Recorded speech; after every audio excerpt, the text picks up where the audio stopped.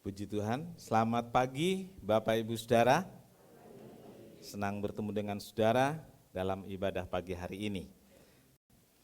Kita baca Amsal 3 ayat 9. Amsal 3 ayat 9. Muliakanlah Tuhan dengan hartamu dan dengan hasil pertama dari penghasilanmu. Amin. Silakan duduk. Berbahagialah setiap orang yang telah membaca, mendengar, dan melakukan firman Tuhan. Amin. Muliakanlah Tuhan dengan yakin. Kita bisa memuliakan Tuhan dengan harta. Bisa. Kalau Tuhan berkati kita, orang bilang, ih orang Kristen hidupnya diberkati, bisa. Lalu dengan hasil pertama dari penghasilanmu. Nah mungkin ini perlu terjemahan atau pengaplikasian yang khusus karena berbeda dengan di Israel waktu itu. Jadi kalau ladang ini gandum sudah menguning, yang pertama dipetik, kan kuningnya enggak bareng ya. Kalau saudara yang pernah di kampung bisa tahu itu buah itu enggak bareng matengnya. Betul? Nah, yang awal itulah yang dibawa ke Bait Allah. Gitu. Yang awal yang kuning-kuning itu dibawa ke Bait Allah. Ya. Di kampung dulu seperti itu masih saya alami. Bahkan buah yang duluan dipetik yang kuning-kuning enggak boleh dimakan orang rumah. Dibawa ke gereja. Gitu. Saudara-saudaraku, mungkin selama ini kita tidak memberi perpuluhan, mungkin ya. Mungkin selama ini kita atau saudara tidak memberi persepuluhan. Dan setelah mendengar khotbah ini juga tidak tergerak untuk kasih perpuluhan. Enggak ada masalah, saudaraku. Saya katakan enggak ada masalah. Karena saya hamba Tuhan, saya harus menyampaikan kebenarannya. Sebab mengembalikan perpuluhan itu adalah soal ketaatan dan terima kasih kepada Tuhan. Bukan dengan terpaksa, tetapi dengan sukarela. Amin.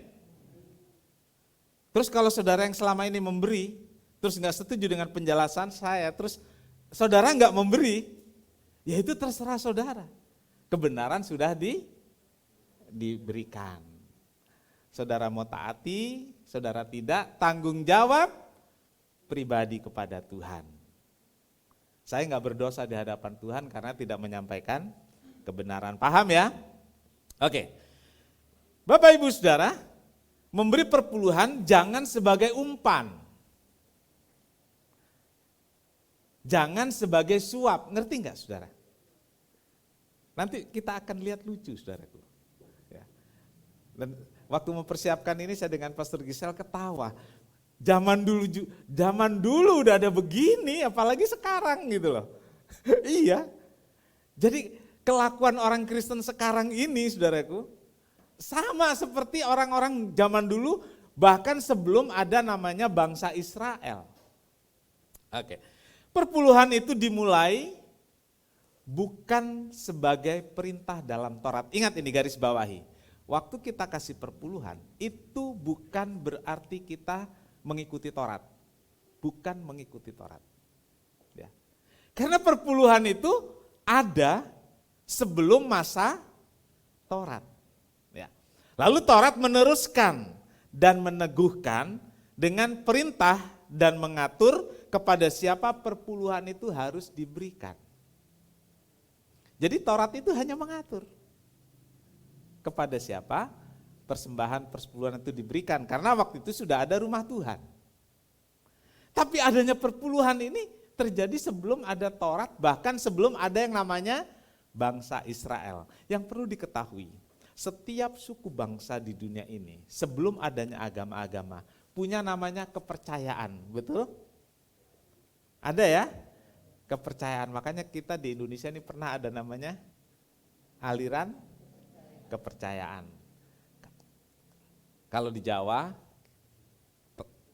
kejawen ya, kejawen. Gitu. Dia punya kepercayaan. Dia punya yang disembah. Dan setiap agama atau kepercayaan itu memahami bahwa dari semua yang dia peroleh, ada bagiannya yang dia sembah. Ingat ini saudara. Ya, betul kan? Kenapa orang kasih sesaji? Di pinggir jalan, di mana? Di bawah pohon ya. Saudara pernah tahu itu? Pernah lihat? Pernah melakukan? Saudara pernah tahu orang tua saudara melakukan? Pernah. Ya. Kenapa? Karena dia tahu ada yang dia sembah dan yang dia sembah itu punya bagian dari rejeki yang dia peroleh. Gitu. Jadi dari rejeki yang diperoleh itu orang-orang yang belum beragama sadar bahwa enggak semua miliknya. Ada bagian yang punya pemberi. Gitu. Itu di setiap agama ada. Di setiap agama ada. Ada yang namanya punya pemberi, kalau kita bilang punya Tuhan gitu ya. Lalu ada juga bagian orang lain yang Tuhan titipkan untuk kita bagikan. Ada seorang dari agama lain, ya saya katakan Buddha, lalu dia ke gereja. Gitu. Dia bilang begini ke saya, agama Kristen itu paling enak, semau-maunya aja. Loh, kok gitu? Kaget saya. Ya, kaget saya. Iya saudaraku. Ya, soal ibadah begini nggak pakai aturan. Ada aturan nggak ditaati nggak apa-apa. Gitu. Saya pikir seketat itu ke agama lain dan ternyata iya saudaraku. Ada 3 masa tentang peristiwa perintah mengenai perpuluhan yang terjadi. Ada 3 peristiwa dan ini yang akan kita bahas. Yang pertama masa sebelum Taurat. Masa sebelum Taurat. Apa saudaraku masa? Jadi masa sebelum Taurat sudah ada. Ada 2 peristiwa. Ada 2 peristiwa. Kejadian 14 ayat 18 sampai 20. Ada 2 peristiwa. Yang pertama oleh Bapak Abraham, saudaraku. Kejadian 14 ayat 18, Melkisedek Raja Salem membawa roti dan anggur. Ia seorang imam Allah yang maha tinggi. Lalu ia memberkati Abraham, katanya, diberkatilah kiranya Abram oleh Allah yang maha tinggi, pencipta langit dan bumi. Dan terpujilah Allah yang maha tinggi, yang telah menyerahkan musuhmu ke tanganmu. Lalu Abram memberikan kepadanya 1/10 dari semuanya. Bapak Ibu Saudara, Abram memberi 1/10 dari hasil kemenangannya kepada Raja Salem yang waktu itu adalah imam yang maha tinggi. Nah, Abraham memberikan. Ini adalah inisiatif Abraham. Saya ulangi, inisiatif Abraham. Dengan sukarela ia memberikan sebagai ungkapan rasa hormat dan terima kasih karena sudah menang. Jadi Abraham memberi persepuluhan atas kehendak sendiri. Saat itu belum ada aturannya saudaraku. Enggak ada aturannya dan mungkin sekali ya Abraham itu belajar atau mencontoh dari negara tetangga atau kepercayaan tetangga. Yang kalau ibadah itu membawa sesuatu.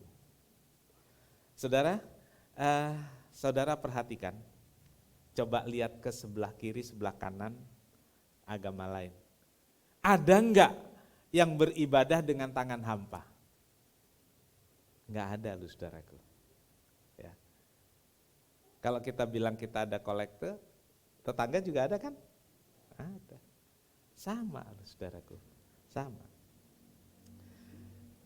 Nah mungkin sekali Abraham waktu itu mencontoh agama-agama lain dan dia membangun dengan keinginannya sendiri.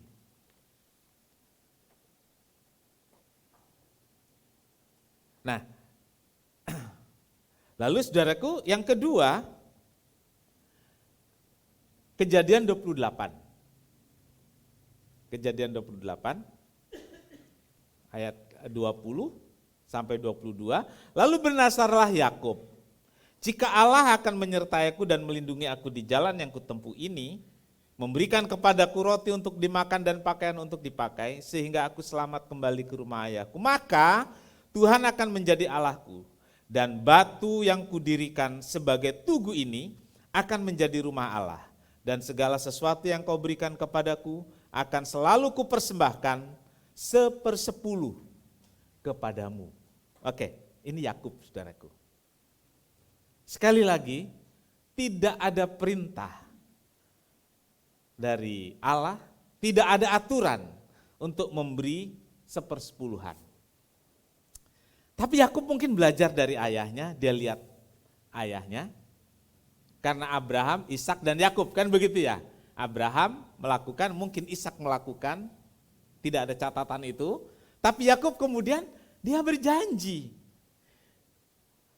Waktu dalam pelariannya di tengah rasa takut, sendirian dan kebingungan, perhatikan, waktu dalam kesendiriannya, takut dan bingung, dia doa.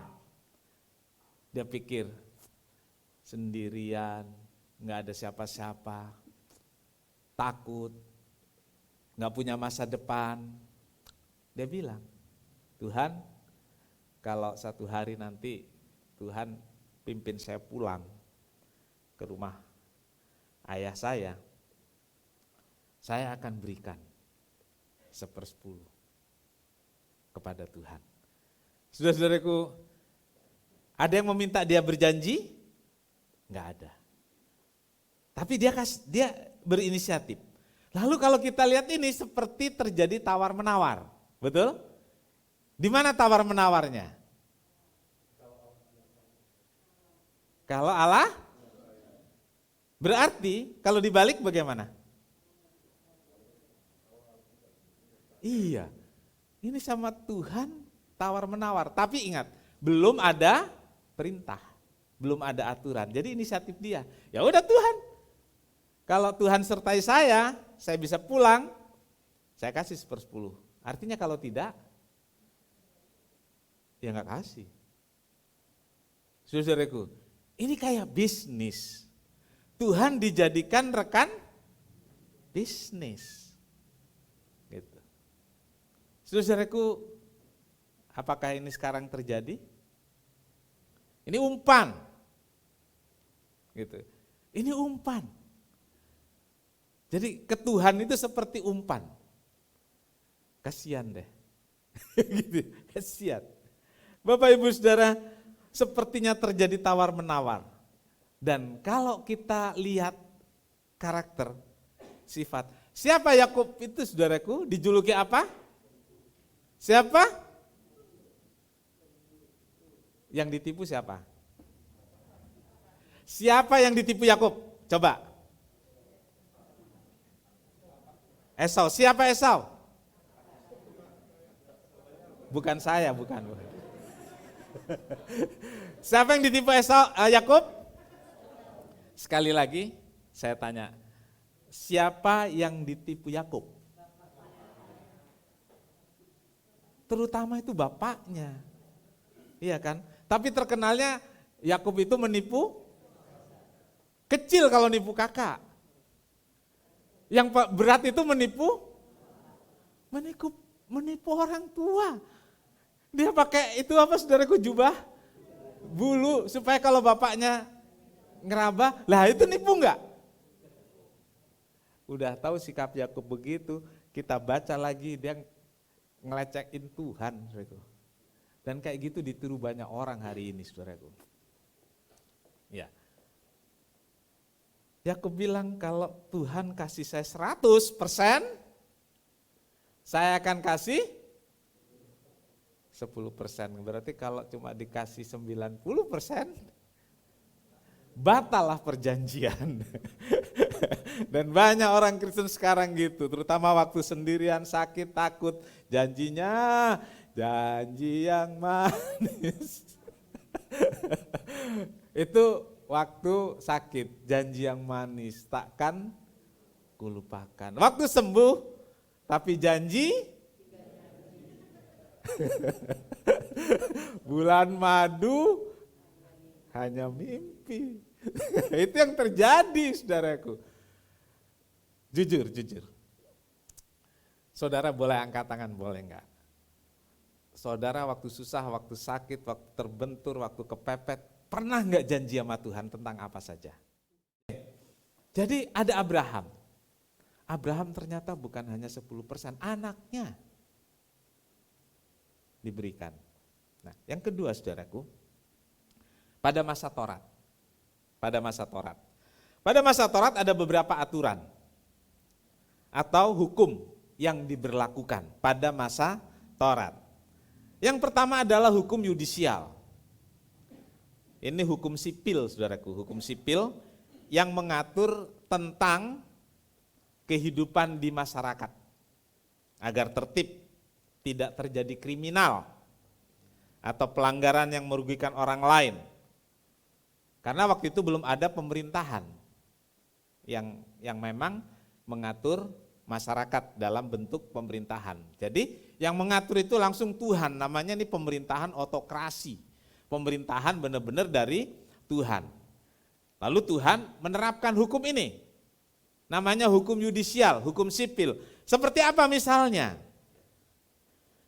Kalau kedapatan orang berbuat salah, berzina, merampok atau apa. Hukumnya apa saudaraku? Dirajam sampai mati. Itu hukum yudisial. Lalu di masyarakat terjadi, namanya gigi ganti gigi. Yang kedua saudaraku ada hukum moral. Nanti dulu. Hukum yudisial ini sekarang tidak berlaku. Sejak sebelum zaman Tuhan Yesus itu sudah enggak berlaku. Waktu zaman Tuhan Yesus masih ada berlaku ya.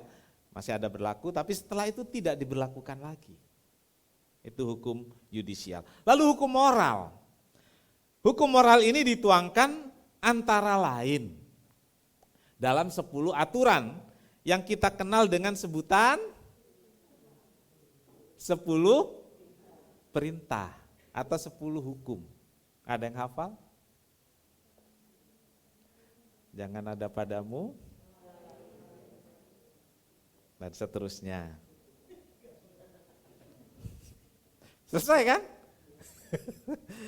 Nah, saudaraku, ini hukum moral di bagian poin 6 sampai 10. Sebenarnya semua hukum moral karena hubungan dengan Tuhan dan hubungan dengan sesama. Di situ tertulis agar jadi panduan kehidupan bersosial di masyarakat, tertib, saling menghargai satu dengan yang lain, baik kepada Tuhan, kepada orang tua, dan kepada orang lain. Ya, saudaraku, tertulis di sana jangan mencuri. Tertulis di sana apalagi saudaraku? Hormati ayah dan ibu. Dan seterusnya. Itu hukum moral. Nah, saudara-saudaraku, hukum moral ini tetap berlaku. Bahkan sampai sekarang. Oh, perjanjian baru tidak. Saudaraku, perjanjian baru menuliskan, dipadatkan, dipersingkat. Jadi kata yang pendek, apa namanya saudaraku? Kasihilah, wis pinter-pinter, ini mempermudah saya khotbah. Kasihilah Tuhan Allahmu dengan segenap hati, segenap jiwa dan seterusnya. Yang kedua, kasihilah sesamamu manusia seperti dirimu sendiri. Ya, itu hukum moral. Berlaku enggak sekarang? Jangankan di agama, di masyarakat umum saja berlaku. Apalagi dalam hukum-hukum agama. Saya rasa semua agama mengajarkan itu. Dan harusnya agama Kristen menjadi contoh dalam hal kasihilah sesamamu manusia. Tapi kenyataannya belum bisa jadi contoh, saudaraku ya. Baik. Lalu yang ketiga hukum seremonial. Ini kayak orang ngasih kuliah. Ya, hukum seremonial. Hukum seremonial itu adalah aturan-aturan yang menjadi panduan dalam peribadatan. dalam ibadah-ibadah. Nah, saudaraku, dalam hukum ini tertulis tentang sunat, tertulis tentang korban-korban, tertulis tentang tata cara ibadah, dan juga di sini tertulis tentang perpuluhan. Dan dalam hukum Taurat tertulis ada perintah tentang perpuluhan. Diberikan kepada suku Lewi. Ya. Coba kita baca Ulangan 14 ayat 22, 23, dan kemudian ayat 27. Haruslah engkau benar-benar mempersembahkan 1/10 dari seluruh hasil benih yang tumbuh di ladangmu tahun demi tahun. Ya, langsung ayat 27 saja. Juga orang Lewi yang diam di dalam tempatmu, janganlah kau abaikan. Sebab ia tidak mendapat bagian milik pusaka bersama-sama dengan engkau. Ya, kenapa suku Lewi enggak dapat? Saya langsung ke Bilangan 18 ayat 21. Begini saudaraku tentang suku Lewi. Mengenai Bani Lewi, sesungguhnya aku berikan kepada mereka segala persembahan persepuluhan di antara orang Israel sebagai milik pusakanya. Untuk membalas pekerjaan yang dilakukan mereka, pekerjaan pada kemah pertemuan. Jadi suku Lewi itu tidak mendapat bagian tanah pusaka. Jadi setiap suku di Israel dapat bagian tanah pusaka. Nah, tanah pusaka itu digarap, ditanami dan mendapatkan hasil. Dan hasil di Kanaan itu bagus sekali sampai hari ini. Sampai hari ini. Gitu ya. Berlimpah dengan susu dan madu. Nah, semua suku Lewi enggak dapat. 12 suku lainnya dapat. Maksud saya 11, tapi tetap 12 karena anak Yusuf itu Efraim dan Manasye itu dapat sendiri-sendiri. Makanya Lewi enggak dapat. Nah, dari mana dia dapatnya? Dia dikhususkan melayani kemah tabernakel, melayani bait Allah. Nah, dari suku-suku Israel itulah suku-suku Lewi itu mendapatkan persembahan 1/10. Dan itu untuk hidup orang-orang Lewi. Orang Lewi itu tidak satu, ya. Ada di sana yang lain-lain juga tersebar di berbagai tempat di mana ada bait-bait Allah kecil. Begitu. Jadi saudaraku, tujuan Tuhan mengajarkan mengembalikan persepuluhan. Perhatikan baik-baik di sini.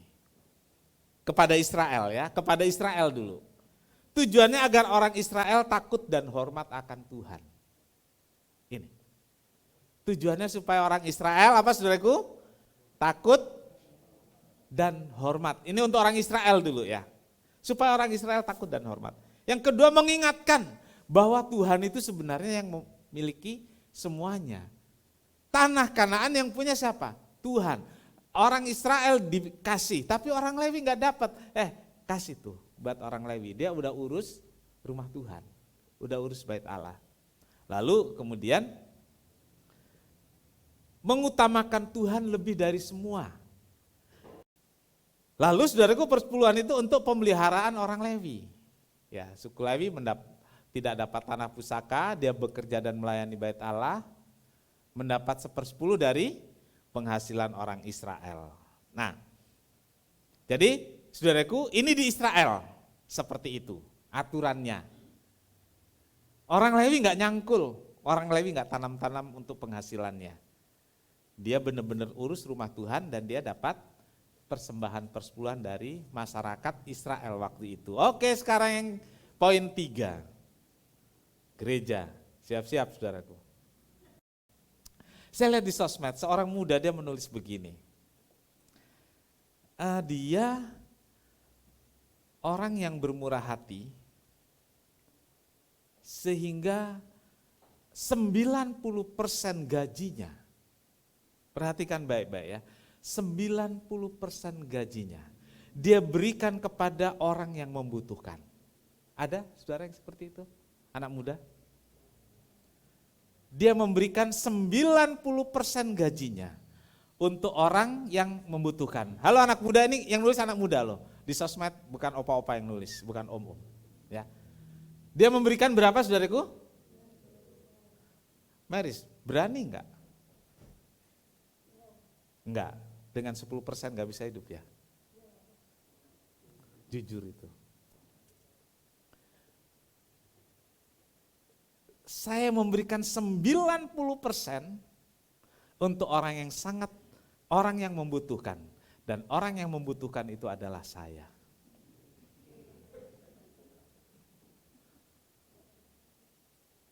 Jadi sebenarnya bagaimana saudaraku?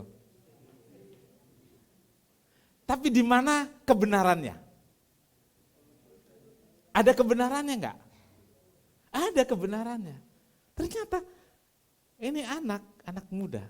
Ini kerja di kapal, ini saya tahu. Dia kerja di kapal. Jadi dia pakai yang 90% itu benar.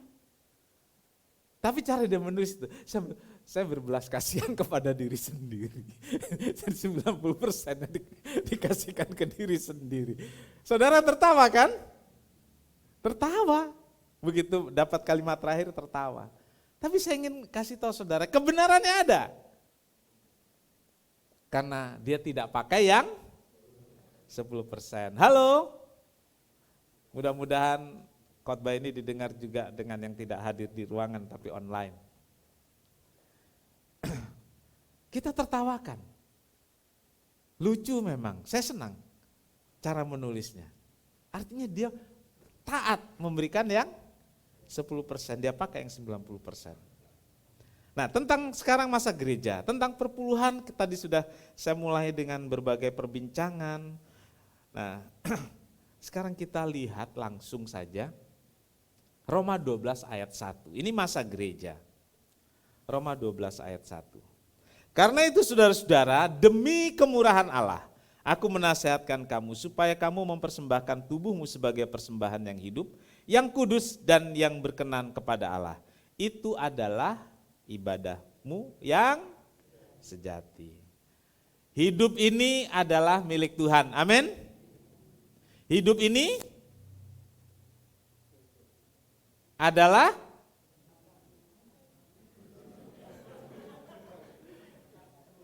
saya benar-benar mengharapkan ada yang menjawab kesempatan sih. Ya. Saya akan mengatakan hidup ini adalah, yang saya katakan, hidup ini adalah milik Tuhan. Lalu saya pancing saudara, hidup ini adalah kesempatan. Kesempatan mempersembahkan seluruh hidupmu kepada pemilik hidup. Itu betul. Itu betul. Karena itu Paulus katakan, persembahkanlah tubuhmu sebagai persembahan yang hidup. Tubuh, hidup, dan semua yang ada pada kita milik Tuhan, persembahkan itu. Jadi seharusnya saudaraku, kalau Tuhan beri hidup, dan semua yang ada pada kita itu disebutkan dengan 100%. Berapa yang harus kita persembahkan kepada Tuhan? Ya 100%. 100% saudaraku. Ya. Loh kok bisa 100%? Semua Tuhan yang punya. Gitu ya. Semua Tuhan yang punya. Jadi kalau kita kasih 1/10, saudara keberatan, saudara tidak menghargai yang Tuhan kasih semuanya yang 100% itu. Nah, saudaraku, catatan perpuluhan dalam perjanjian baru, nanti kita akan lihat nih. Tidak ada perintah dalam perjanjian baru kata banyak orang, betul? Ada enggak perintah? Berikanlah persepuluhan. Sama seperti perintah kasihilah Tuhan Allahmu, ada enggak? Dan ini memang bagi orang-orang penentang ini benar-benar ya. Jadikan dasar gitu ya. Kenapa enggak ada perintah? Karena sudah ada perintah. Gitu. Jadi enggak diperintahkan lagi. Kita lihat dalam Matius 23 ayat 23. Ya, Matius 23 ayat 23. Celakalah kamu hai ahli Taurat dan orang Farisi. Hai kamu orang munafik. Sebab persepuluhan dari selasih, adas manis dan jintan kamu bayar. Tetapi yang terpenting dalam hukum Taurat kamu abaikan, yaitu keadilan dan belas kasihan dan kesetiaan. Yang satu harus dilakukan dan yang lain jangan diabaikan. Coba kalimatnya dulu. Yang satu dilakukan, yang lain jangan diabaikan. Jadi maksudnya apa saudaraku? Dua-duanya apa saja? Termasuk di dalamnya persepuluhan. Gitu. Ayat ini merupakan teguran kepada orang Farisi dan ahli Taurat. Mereka taat loh. Kasih perpuluhan, taat. Bahkan sampai poin kecil dikasih. Adas manis, itu sampai seperti itu saudaraku. Adas manis, lasih, jintan, kamu bayar, kamu kasih. Memang ada penentang di Facebook, di sosmed nih, Instagram, bilang, jadi bukan uang yang dibawa ke gereja, adas manis, ya udah bawa. Ya, kalau itu harus barang, ya bawa, gitu. Kalau itu untuk kebutuhan Lewi seperti itu, untuk kebutuhan pendeta sekarang itu, bawa. Tapi dia nggak lihat di perjanjian lama dikatakan, kalau tempat itu jauh, juallah, bawalah uangnya ke Bait Allah, ada ayatnya. Jadi kadang-kadang sudah berani bicara begitu, nggak lihat bahwa di Alkitab ada tertulis juga yang dibawa itu uang kalau tempatnya jauh. Ya, Bapak Ibu Saudara, yang satu dilakukan yaitu persepuluhan, adas manis dan lainnya. Tapi yang lain juga harus dilakukan. Apa yang harus dilakukan? Sosial. Orang tua. Itu harus dilakukan karena orang Farisi merasa kalau dia sudah kasih perpuluhan, dia nggak pedulin orang tua karena Allah itu nomor satu dan segalanya. Ini salah. Tapi jangan juga sebaliknya. Kasih orang tua, nggak kasih ke gereja, nggak kasih ke Tuhan. Gitu loh. Ada yang seperti itu. Saya udah kasih orang tua perpuluhan saya. Jadi dia nggak kasih lagi apa-apa buat orang tua karena udah kasih persepuluhan. Jadi ada yang kasih persepuluhan, nggak kasih ke orang tua dan sosial. Ada yang kasih orang tua dan sosial, nggak kasih persepuluhan. Tapi ada yang lebih parah, saudaraku. Saudara tahu nggak yang lebih parah? Udah ada di depan. Coba baca itu parahnya. Banyak orang, nggak mau baca dia. Parahnya banyak orang Kristen saat ini memberi perpuluhan tidak, memberi kepada orang tua juga tidak. Kata Roma Irama apa saudaraku? Sungguh terlalu. Tapi ada yang begini, saya sudah pisahkan 1/10, itu yang buat kolekte, itu buat ongkos ke gereja, itu yang buat persembahan kalau Natal, kalau Paskah. Beda.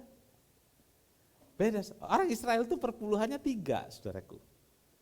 1/10 dibawa ke rumah Tuhan, 1/10 yang kedua buat biaya perjalanannya, 1/10 yang ketiga itu buat korban-korban. Kan ada korban-korban ibadah. Itu orang Israel seperti itu. Nah, Bapak Ibu Saudara, jadi itu teguran kepada orang Farisi tentang persepuluhan. Lalu ada lagi saudaraku, Matius 22 ayat 21.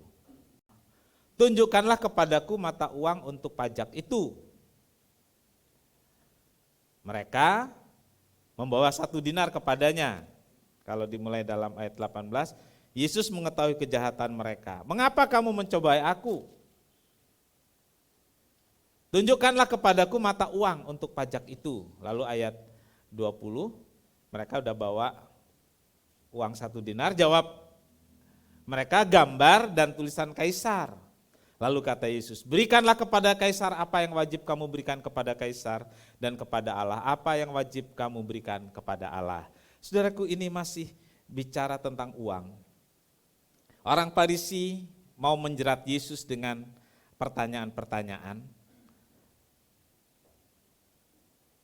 Ayat 17 mengatakan kepada siapa kami membayar pajak, diperbolehkan nggak bayar pajak.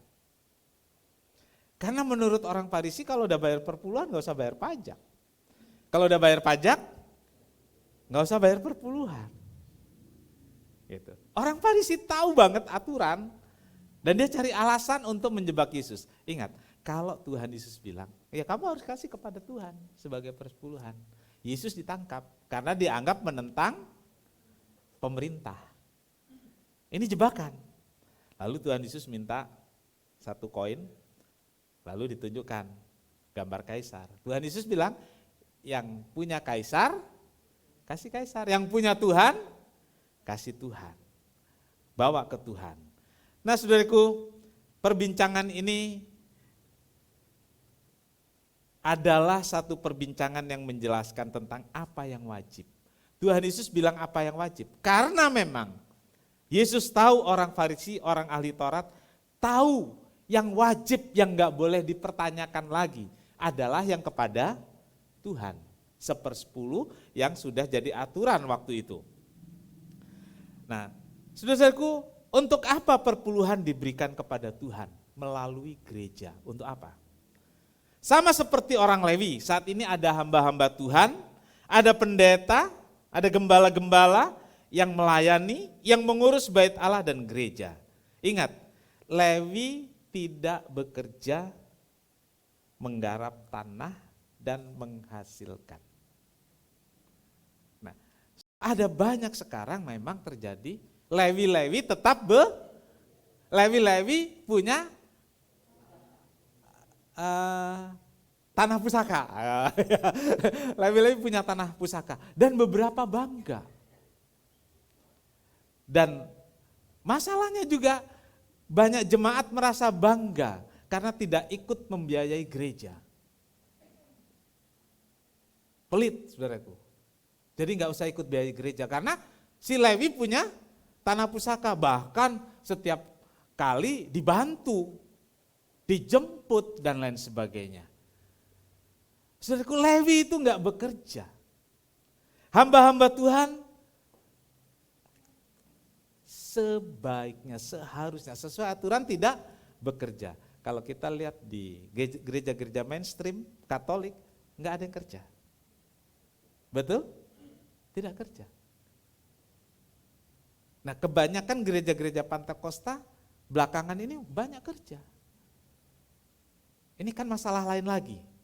Tapi saudaraku, yang tidak punya tanah pusaka itulah yang dapat bagian dari orang-orang Israel. Begitu. Kami gembala-gembala, kami pendeta, tidak kerja lain, cari uang. Enggak. Enggak cari uang dengan kerja lain. Ya, kami hidup, saya katakanlah di sini sebagai gembala dan rekan-rekan yang melayani tidak bekerja lain, itu hidup dari mana? Dari persembahan dan persepuluhan jemaat. Alkitab katakan yang mendengar firman itu harus membagi berkatnya kepada yang memberitakan firman. Itu firman Tuhan bilang begitu.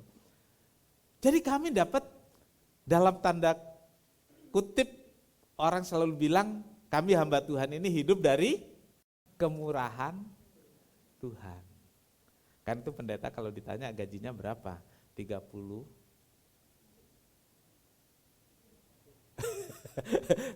hari gajinya. Sebulan 30 hari. Iya.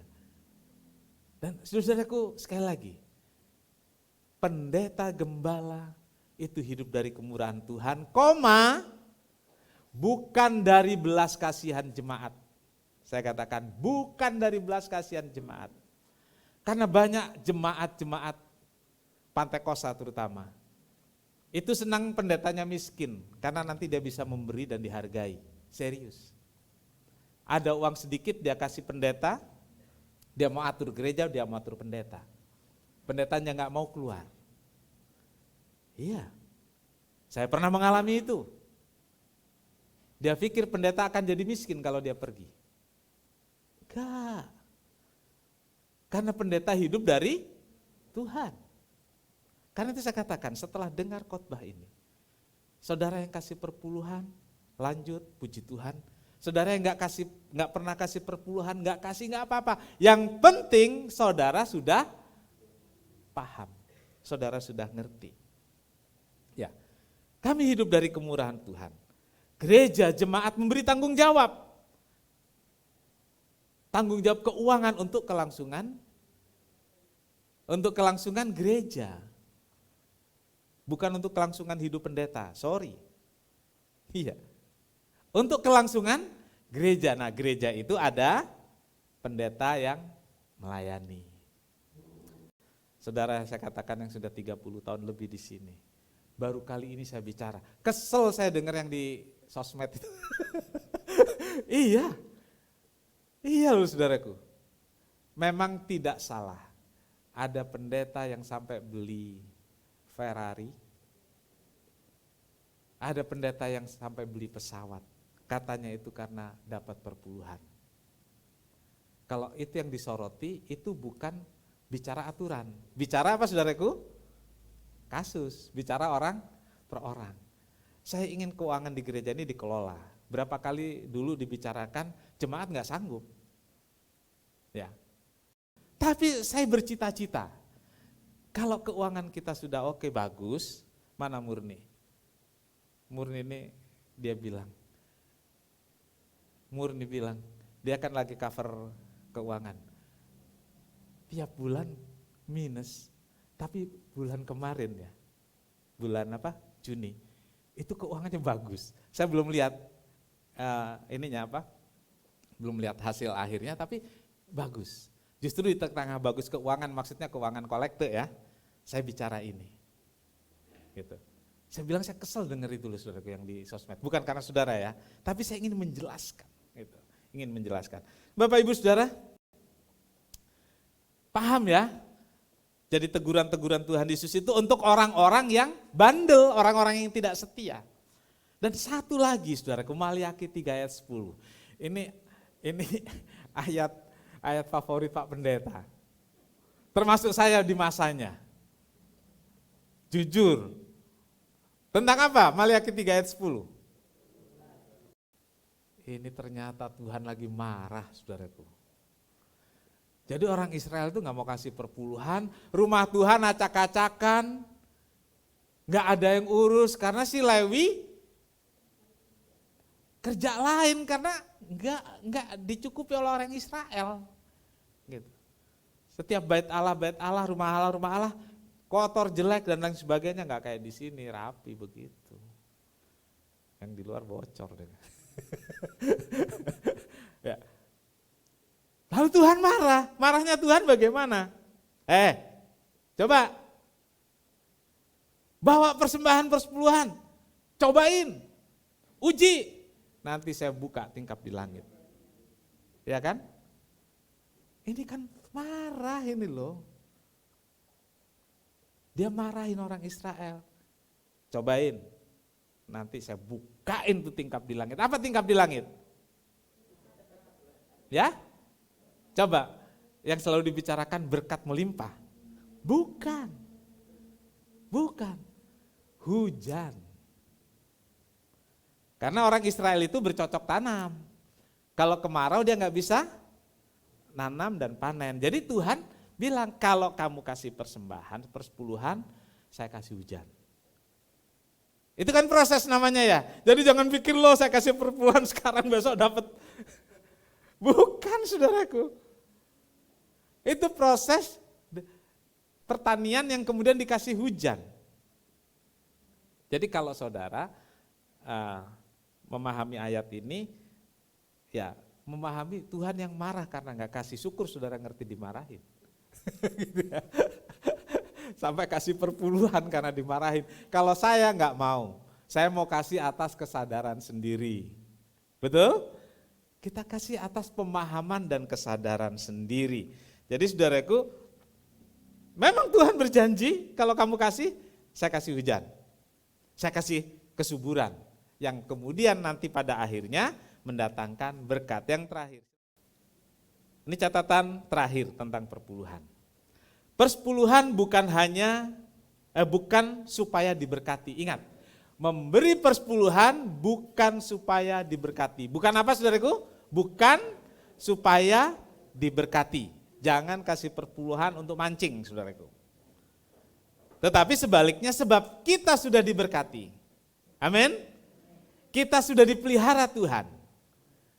Kita sisihkan persepuluhan untuk Tuhan. Di catatan tadi adalah poin 1. Jadi karena kita sudah diberkati, terima kasih pada Tuhan. Ini Tuhan yang punya Tuhan, saya enggak pakai.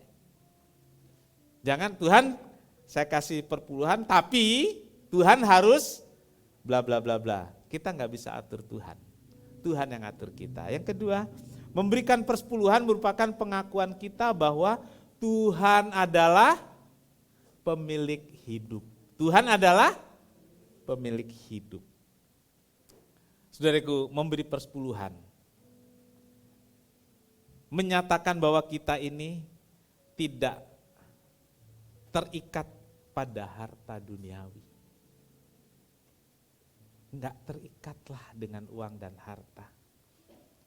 Kepada orang Israel, Tuhan janji, memang, apalagi di perjanjian lama, kalau kasih, Tuhan bilang berikan perpuluhan, aku akan memberi kesuburan pada ladangmu, bukan hanya kesuburan pada ladang. Ada catatan yang jarang diungkap. Tuhan kasih kesuburan pada kandungan. Ada catatan itu. Kalau kita persembahkan hidup kita, kembalikan yang Tuhan punya. Bukan cuma berkat-berkat jasmani, kesuburan ladang, tapi kesuburan kandungan dan keturunan. Saudaraku, marilah kita pahami. Marilah kita mengerti. Sekali lagi, tidak ada paksaan untuk persepuluhan. Karena persembahan kepada Tuhan harus dengan hati yang rela. Dan saya ulangi, dengan hati yang rela. Kiranya Tuhan menolong kita. Ada yang bertanya, itu dari gaji pokok, dari take home pay, atau dari apa? Saudaraku, dari yang Tuhan beri. Israel itu punya ladang di sana, punya ladang di sana, punya ladang di sana. Ada orang yang udah kerja, punya usaha-usaha lain, ya yang dari kerja saja yang diambil. Yang lain yang bukan dari Tuhan. Dari dagang, dari rumah kontrak, semua dari Tuhan. Gitu. Jangan saudara pikir, kalau saudara berikan itu pendeta jadi kaya. Saudara nggak beri juga pendeta kaya, saudara. Iya, karena pendeta dipelihara oleh Tuhan. Persembahan persepuluhan itu untuk kesejahteraan dan kelangsungan gereja Tuhan di muka bumi ini. Amin. Tuhan Yesus memberkati. Bapa di sorga, terima kasih untuk firman kebenaran-Mu. Belajar dari orang Israel yang seringkali keras kepala, tidak taat pada Tuhan dalam berbagai perintah. Biar Roh Kudus menolong kami untuk taat melakukan apa yang Tuhan mau dengan cinta, dengan kesungguhan hati, dengan kerelaan hati. Terima kasih. Kami akan masuk perjamuan kudus, berkati roti dan anggur jadi tubuh dan darah Tuhan buat kami. Biar perjamuan kudus ini memantapkan kami memahami firman Tuhan, sehingga kami juga mantap untuk melakukannya. Terima kasih Tuhan, terima kasih. Layakkan kami yang berdosa ini, sehingga oleh darah Yesus kami diberkati dalam perjamuan kudus pagi hari ini. Biar roti dan anggur jadi tubuh dan darah Tuhan buat kami. Diberkati kami sekarang dan selamanya. Dalam nama Tuhan Yesus kami berdoa. Amin. Jemaat dipersilakan duduk, kita nyanyikan pujian ini lagi.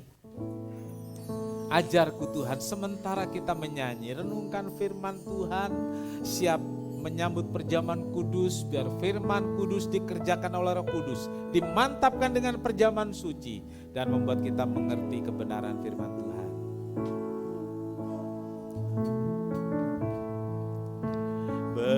Berterima kasih, ajarku bersyukur kepadamu,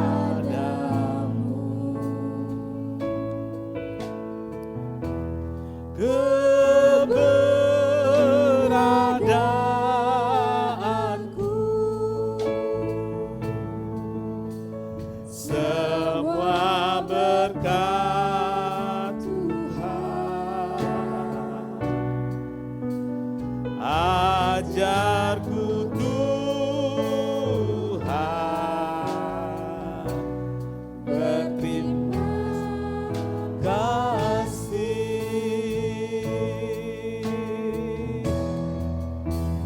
Ajarku Tuhan,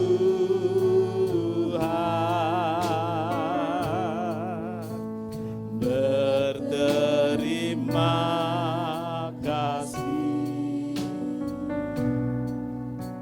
Ajarku bersyukur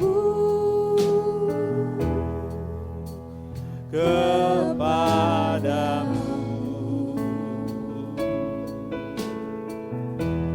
keberadaanku semua berkat Tuhan. Ajarku Tuhan. Kita sama-sama berdiri. Ajarku Tuhan, ajarku Tuhan,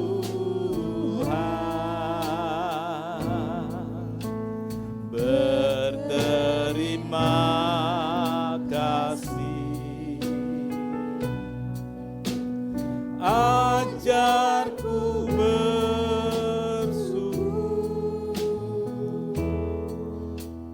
kepadamu,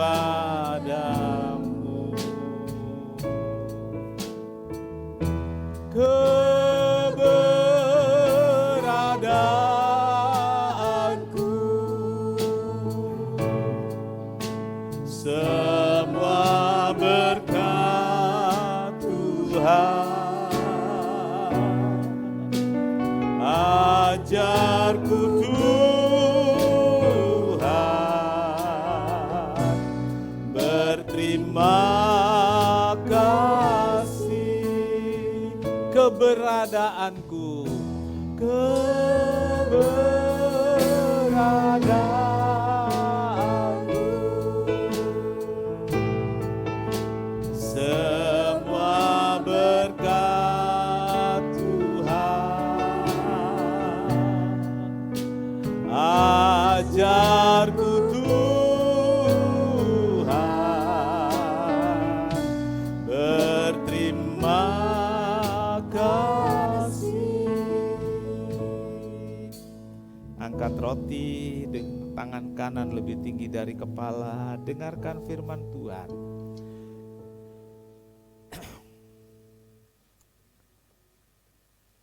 Dan sesudah itu ia mengucap syukur atasnya.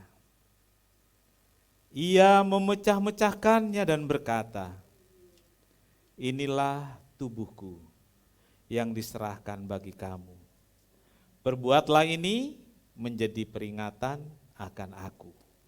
Saudara, roti yang kita angkat bersama, bukankah persekutuan dengan tubuh Kristus? Haleluya, makan dengan percaya dalam nama Tuhan Yesus.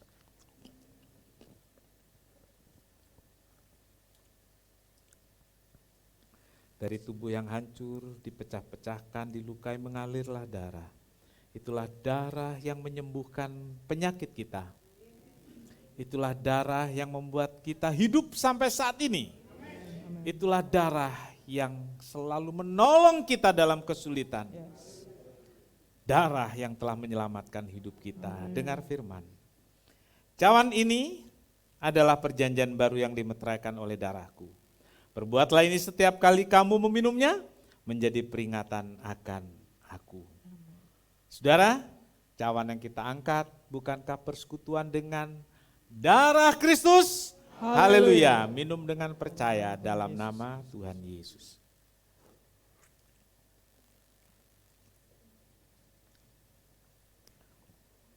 Terima kasih Tuhan, terima kasih. Terima kasih Tuhan. Kita mengangkat tangan kita, mengucap syukur karena semua adalah anugerah Tuhan. Sangat besar anugerahnya yang telah ku terima.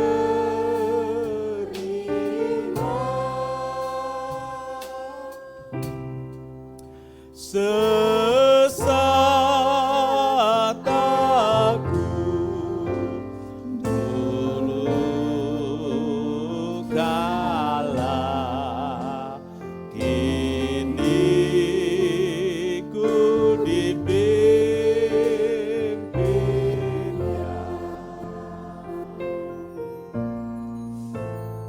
Bapa di sorga, terima kasih untuk perjamuan kudus ini. Terima kasih untuk jalannya ibadah, biarlah semua berkenan di hadapan Tuhan dan membuat kami mengalami pembaharuan dalam hidup ini.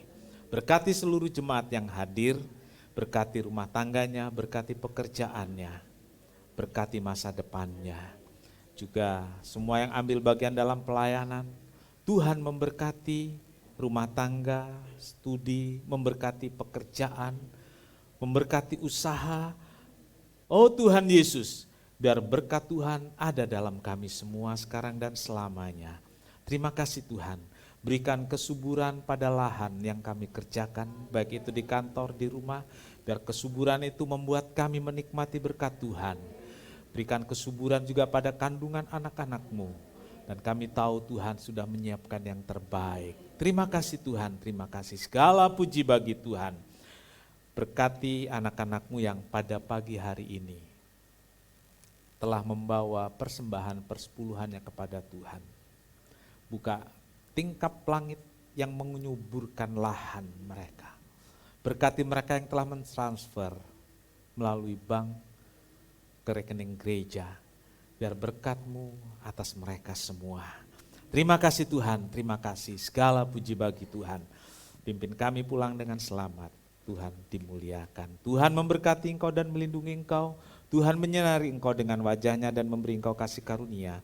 Tuhan menghadapkan wajahnya kepadamu dan memberi engkau damai sejahtera. Saudara yang kekasih, terimalah berkat dan damai sejahtera dari Allah Bapa, kasih karunia dari Tuhan Yesus serta persekutuan Roh Kudus serta kita sekarang sampai selamanya. Ini doa kami Tuhan. Kami alaskan dalam satu nama, yaitu di dalam nama Tuhan Yesus Kristus Juru Selamat dan Penebus kami berdoa. Bapa kami yang di surga, dikuduskanlah nama-Mu, kerajaan-Mu, jadilah kehendak-Mu di bumi seperti di surga. Berikanlah kami pada hari ini makanan kami yang secukupnya, dan ampunilah kami akan kesalahan kami, seperti kami juga mengampuni orang yang bersalah kepada kami. Dan janganlah membawa kami ke dalam pencobaan, tetapi lepaskanlah kami daripada yang jahat. Karena Engkau-lah yang punya kerajaan dan kuasa dan kemuliaan sampai selama-lamanya. Amin.